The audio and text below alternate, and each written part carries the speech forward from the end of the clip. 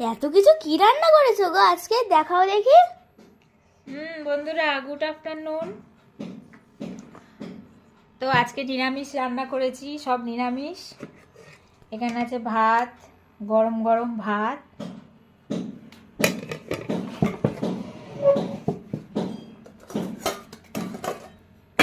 এখানে আছে করলা ভাজা।